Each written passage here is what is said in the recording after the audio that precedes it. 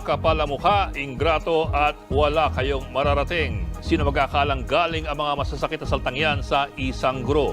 Sinabi po yan ng isang high school teacher sa kanya raw mga estudyante. Kaya naman pinagpapaliwanag siya ng Department of Education.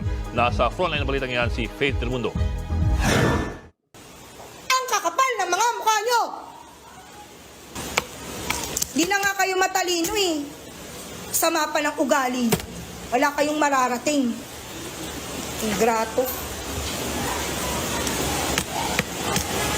Galing squatter. Naku po, patay tayo Galit dyan. na galit, parang gustong manakit ng high school teacher na yan. Ay, hindi ako nag-board exam para lang hindi irespeto ng mga katulad yung wala pa lamang nararating sa buhay. Naku po, patay tayo. Ang paninermon niya sa kanya mga estudyante, ni-livestream pa niya kaya viral ngayon. Wait, pakinggan nyo Hindi lang. naman malinaw kung ano bang ginawa ng mga estudyante para pagsalitaan sila ng ganyan ng kanilang guro. Basta ang himutok ni teacher, hindi raw siya nirespeto. Kakalimutan niyo yung boundaries niyo. Una sa lahat, hindi nyo kami binabayaran dito para magtau-tauhan at gawin yung robot at gawin yung katatawanan sa harapan. Maraming netizen ang bumatikos sa guro, pero meron din namang kumampi sa kanya. Kinumpirma ng Department of Education na isang high school teacher mula sa Metro Manila ang nasa viral video. Nag-issue na sila ngayon ng show cause order sa guro para magpaliwanag. Within 72 hours magsasambit yung teacher ng kanyang explanation, and that will be the basis of the creation of a committee that will ascertain whether they will proceed with the fact-finding investigation or not. Posibleng masuspende o matanggal sa serbisyo ang guro depende sa kalalabasan ng investigasyon.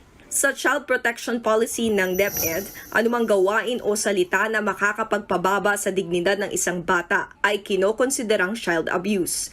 Ang Teachers Dignity Coalition hindi raw kinukonsenti ang paninermon at masasakit na salitang sinabi ng guro. Pero wag naman daw sanang husgahan kaagad ang teacher. Hindi namin nakikita na ito ay tama, in fact mali, na pagsabihin mo ng masasakit na salita, ng abusive na mga words, yung mga bata, it's at the very least demeaning. Yun po yung tingin namin diyan. Inaakapila namin sa ating mga kababayan, wag naman agad husgahan, We really don't know ano ba yung extent, paano ba siya sinasabi niyang binastos or whatever, Sa kabilang banda, tingin ng grupo ay dapat na ring i-review ang child protection policy ng DepEd, lalo trabaho rin ng mga guro na disiplinahin ang kanilang mga estudyante. Kaya umaasa ang TDC na hindi basta-basta makakasuhan o masisibak ang nag-viral na guro. Sa ngayon, pinayuhan ng grupo ang mga guro na iwasan muna ang paggamit ng social media sa loob ng klase.